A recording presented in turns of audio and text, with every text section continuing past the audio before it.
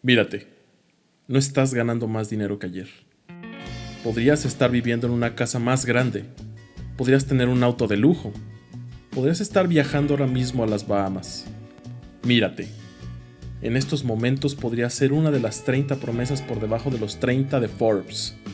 Podrías ganar un Nobel. Podrías estar ganando un Oscar. Puedes tener la pareja ideal y no la tienes. Podrían vestirte Versace y Ferragamo. Podrías estar tomando el desayuno en la cima de un castillo escocés. Mírate, mírate bien y ve cómo no progresas. Observa tu persona flotando a merced del ambiente. Estático, varado, inmóvil. No te estás haciendo más joven, ni más famoso, ni más rico.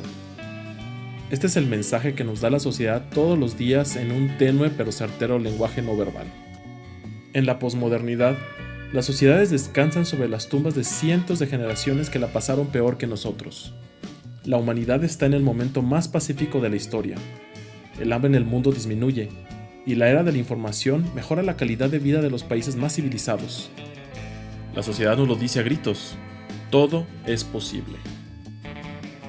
Al vivir en una época de infinitas oportunidades, la cultura occidental ve el desaprovechamiento de las mismas como un acto de ingratitud, incluso como una falta directa a esta neomoral basada en el acumulamiento de la riqueza. ¿Por qué entonces en los últimos años las religiones y filosofías de Oriente han cobrado tanto sentido en América y Europa? Muchas de ellas ponen a la austeridad como la óptima forma de existir. Es directamente contradictorio a varias de las tendencias sociales actuales, como el hiperconsumismo y los placeres efímeros.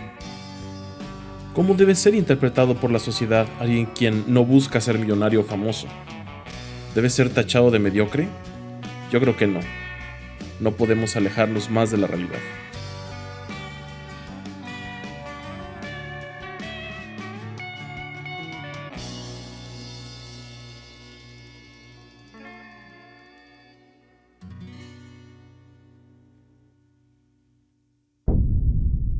El mediocre posmoderno. No siempre la mediocridad fue un factor denigrante. En la antigua Grecia, llegó incluso a ser la gran virtud del ser humano. Esto lo redactan escritores de relatos como Homero y Hesíodo, e incluso filósofos como Aristóteles, quien afirma que la manera de llegar a la felicidad es a través de la virtud de la mediocridad, o estar alejado de los extremos, buenos y malos por igual. En parte, esto se debe a que el pueblo griego era muy consciente del precio que el caos poseía y de lo importante que es para el orden de una sociedad la existencia de una gran cantidad de gente mediocre. Podríamos incluso atrevernos a decir que a lo largo de la historia las naciones más sólidas se han consolidado gracias a una gran masa de gente mediocre, gente que sabe cuál es su lugar en la sociedad y no mueve un dedo para cambiarlo. José Ingenieros, filósofo italo-argentino, en su libro El hombre mediocre, define la mediocridad como una ausencia de características personales que permitan distinguir al individuo en su sociedad. Ingenieros afirma que el hombre mediocre es aquel que no habla nunca y repite siempre, la persona que, casi siempre por cobardía, permanece en el status quo de su sociedad y le es imposible pensar en hacer algo que salga de los estándares, ya sea para mejorar o para empeorar por igual. Pensando en la cultura occidental, ¿podría ser tachado de mediocridad la austeridad que normalmente las religiones orientales practican? Cada religión o doctrina filosófica tiene puesto en sus practicantes un objetivo. El cristianismo busca la salvación. El Hare Krishna busca alcanzar la conciencia de Krishna. Y el budista debe llegar al nirvana. Por un lado, vemos que en la sociedad occidental, el ente de clase media y clase baja busca convertirse en un ente de clase alta. Por otro lado, varios integrantes de la clase alta, como Steve Jobs, fundador de Apple, practican el budismo u otra doctrina filosófica oriental. Posiblemente, ya que estos individuos han logrado sus objetivos y tienen dinero suficiente, llegan las preguntas trascendentales. ¿Quién soy? ¿Qué hago aquí? Ahora que lo he conseguido todo, ¿qué sigue?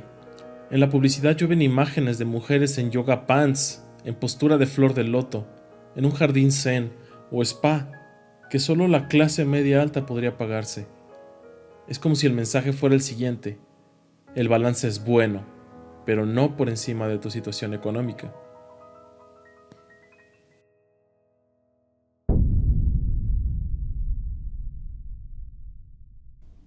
Según el diccionario, el desapego es la falta de afecto, frialdad ante alguien o algo. Esta definición no me complace del todo. Según Mahatma Gandhi, la dependencia pura es dañina, tan dañina como independencia pura. Pero alguien sensato puede entender que hay un estado óptimo del individuo y su relación con el mundo. Ese estado óptimo es la interdependencia, o la capacidad de tener una interacción responsable con el entorno del cual depende. Es ya normal en redes sociales ver frases motivacionales como "no necesitas de nadie para ser feliz" o "mi vida, mis decisiones". Muchas veces dichas frases son malinterpretadas por las creencias de que todo es sacrificable si mi independencia es sacrificada, aunque sea de forma mínima. Las consecuencias de esto ya comienzan a aparecer. Hoy en día pareciera más difícil el compromiso en este mundo de posibilidades donde todo lo es posible. Todo y a la vez nada. Pongo como ejemplo el amor, donde las barreras de compromiso son cada vez más subjetivas y moldeables. Cuando la libertad se vuelve la regla, las relaciones se vuelven de papel, corriendo así el peligro de crear una sociedad vacía. Por otro lado, la alta dependencia de los demás nos vuelve carentes de identidad, varados en el mar de la inseguridad, dependientes a lo que otras personas dispongan. Es por eso que se necesita un balance. La interdependencia nos ayuda a no sufrir de depender de los actos y las decisiones de otros, y también nos previene de sufrir de las consecuencias del aislamiento de la extrema independencia. Las redes sociales le han dado voz a las personas. Esta voz puede llegar a ser escuchada por masas, puede crearnos una peligrosa ilusión de destaque. Las posibilidades son infinitas, y el FOMO, Fear of Missing Out, no nos deja entrar de lleno a aprovechar una. Pensando en esto, podríamos decir que, en la cultura occidental, el tener la puerta abierta a todas las oportunidades sin elegir ninguna es la nueva mediocridad.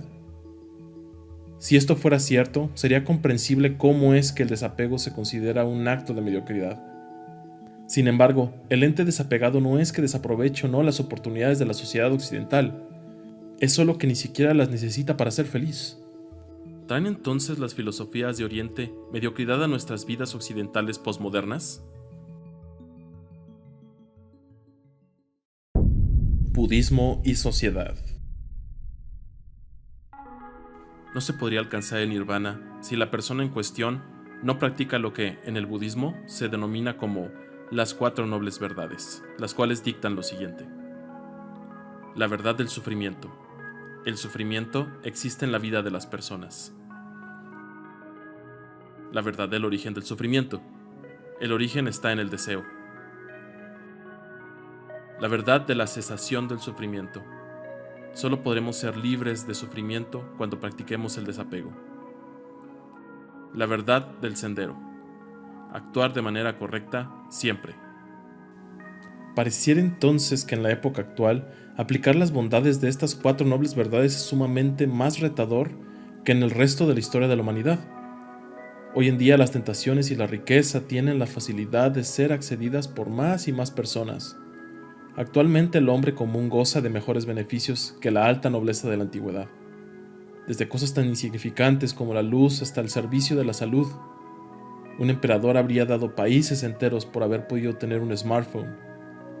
Ahora que vivimos en la era de las infinitas posibilidades, el deseo se presenta cada segundo.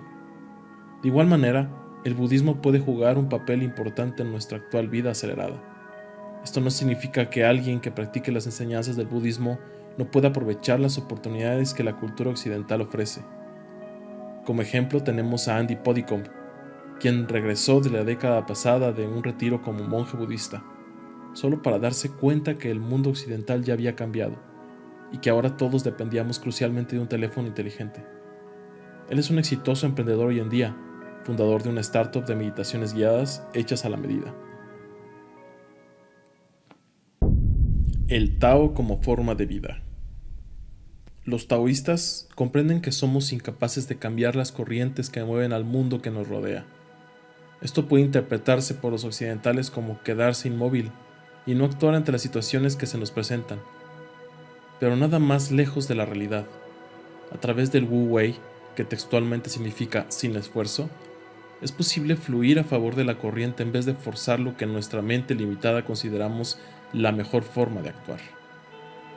Esto lo podemos ver reflejado en la cultura china, hasta incluso en la forma de hacer negocios. Un taoísta es lo suficientemente humilde para aceptar que el orden del universo tiene su propio cauce, y si bien no siempre podremos acceder al camino más directo para nuestros objetivos, sí hay muchas rutas alternas que nos llevan al mismo destino de una manera incluso más fácil.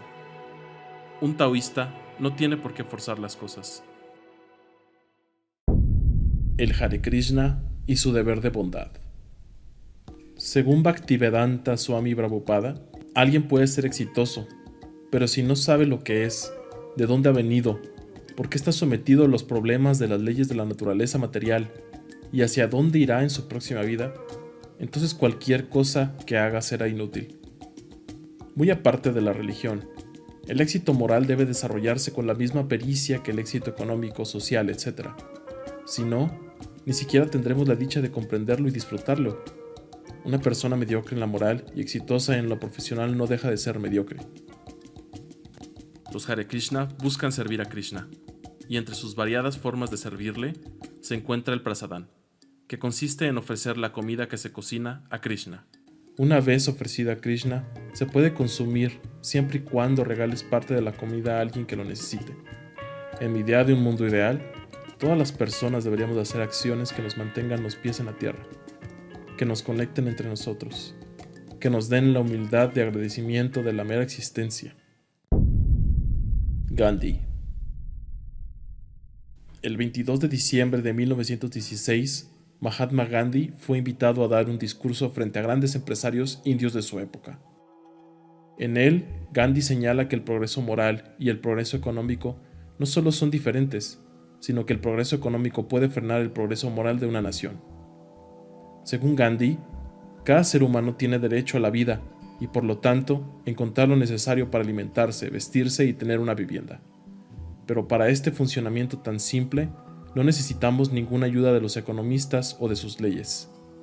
Por lo tanto, en una sociedad bien ordenada, el asegurar el sustento de alguien debería de ser la cosa más fácil del mundo.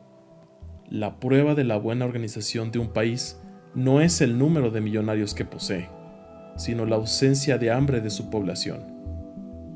¿Es entonces el hambre en el mundo culpa de alguien en concreto? ¿Esto haría a esta persona mediocre desde su posición de poder, aunque la sociedad que habita la considere exitosa? Sobre la primera pregunta, las sociedades desarrolladas consideran este un problema de todos y por lo tanto a su vez de nadie. Los más audaces llegarán a culpar a sus gobiernos o a los más ricos por dicha desigualdad, pero aunque una sociedad llegara a un estado de empatía suficiente como para crear cambios concretos, la realidad es que las sociedades son como islas en medio del mar. Lo que impacta en una isla difícilmente impactará en otra, y por ponerlo en un ejemplo burdo, nuestro país tiene más control de su propio territorio, pero difícilmente podría hacer algo por la desigualdad de países como Uganda. En una situación mundial como la actual, cada sociedad se sigue rascando con sus propias uñas en muchos aspectos. Viéndolo desde el progreso moral, las personas que no apoyan al bienestar de toda la sociedad es el verdadero mediocre. En caso de que haya personas consideradas exitosas en su sociedad, que no solo no luchen contra la desigualdad, sino que incluso aporten al aumento de esta, nos habla de una sociedad mediocre, donde importa el tener por encima del ser, o que incluso la meta siempre será el tener recursos de sobra, y que ayudar a otros sea la consecuencia de esto, en lugar de completamente lo contrario. La élite económica es incluso alabada por la clase media cuando muestran un derroche desmedido de lujos en su vida cotidiana. Casos contrarios, como las múltiples donaciones que han hecho personas como Bill Gates, son agradables al oído de la sociedad, pero no parecen ser tan trascendentales. John Maxwell dijo una vez que el dinero solo te puede dar dos cosas: te da posibilidades y te da la oportunidad de ayudar a otros. A nivel sociedad podríamos considerar mediocridad tener posibilidades económicas y no compartirlas con otros miembros. Pareciera entonces que si la clase media tuviera riqueza, no lo utilizaría para ayudar a la gente. Por lo tanto, la mediocridad moral no se resuelve con el éxito económico. El desapego contra la mediocridad. A pesar de las definiciones e investigaciones acerca de la mediocridad, podemos concluir que cada civilización no solo la santifica o sataniza, sino que también la define. Como ejemplo podemos poner a las sociedades como Japón o China, donde la excelencia lo es todo, y los estándares académicos y laborales son en su mayoría más exigentes que en Occidente. Según la World Top 20, Corea del Sur tiene actualmente a la publicación de este ensayo el mejor sistema educativo del mundo. En la misma lista, México aparece como el mejor país de la habla hispana, en el número 27, seguido por España en el 41 y Argentina en el 45. Posiblemente, el nivel de un estudiante mediocre en Surcorea sea el nivel de un buen o hasta destacado estudiante en un país latinoamericano. Además de esto, cada individuo puede tener su propia definición de mediocridad. Si este fuera un canal de contenido vacío de autoayuda, te diría cosas como: la mediocridad es mala. Pero, ¿mala para quién? Y principalmente, ¿quién define qué es mediocridad y qué no? Imaginemos a una persona que solo tiene la secundaria. Él podría considerar exitoso a una persona con licenciatura. Sin embargo, el licenciado podría considerarse mediocre, pensando que solo puede ser exitoso si se gradúa de un posgrado. Esto me hace pensar en el principio de Peter, el cual dice que mientras alguien escale la estructura jerárquica, tarde o temprano llegará a un nivel donde esta persona se convierte en un mediocre. Esto significa que la mediocridad no solo puede ser un asunto de actitud, sino también de capacidad. Yo no soy tan creyente del principio de Peter, pues ve a las personas como seres incapaces de mejorar ante nuevos retos. Pero, suponiendo que toda la vida luchamos a evadir la mediocridad, ¿cuándo podríamos considerarnos felices y satisfechos con nuestros logros sin sufrir por anhelar llegar al siguiente nivel? Recuerdo una conferencia con un escalador profesional. Esta persona estaba claramente obsesionada con dar el mensaje siguiente: sal de tu zona de confort. En la sesión de preguntas y respuestas, un amigo se atrevió a preguntarle algo que me marcó para siempre. ¿No será la necesidad de salir de la zona de confort tu propia zona de confort? A veces nos obsesionamos tanto por no ser mediocres que perdemos el sentido de dejar de serlo. Aquí es donde las filosofías como el budismo o el taoísmo pueden jugar un papel crucial para nuestro éxito.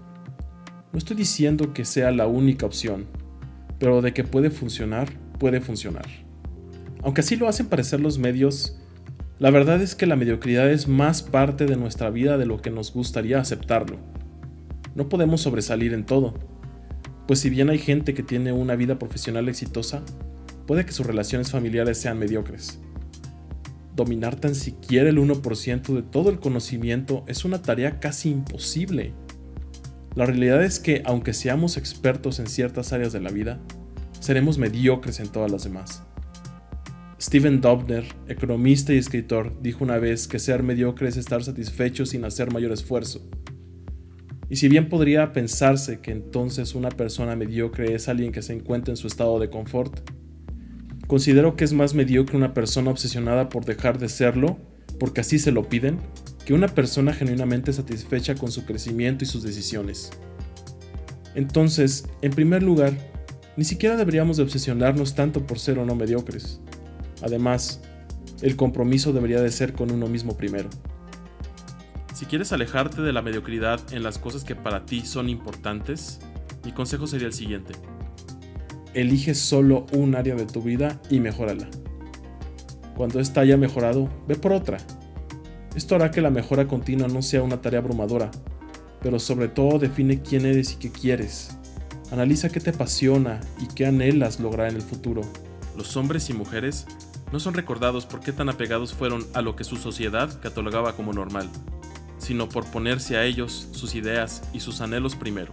Y de paso, ayudar a unos cuantos. La sociedad es egoísta por naturaleza. No te dará respeto y posición al menos que te lo ganes primero. Un punto medio te asegura un lugar en ella, pero no más que eso. La verdadera mediocridad es traicionarse a uno mismo, perder oportunidades de hacerte la persona que quieres, aunque esto no rime con el resto del mundo. Matar la identidad para el agrado y comodidad de otros debería de ser considerado un suicidio mental y emocional. Prefiero ser yo las 24 horas del día y descubrir las capas y capas que tejen mi persona, amarme, atreverme a disfrutar mi libertad y ser quien quiero ser. Y si en el proceso a alguien se le ocurre llamarme mediocre, pues que así sea.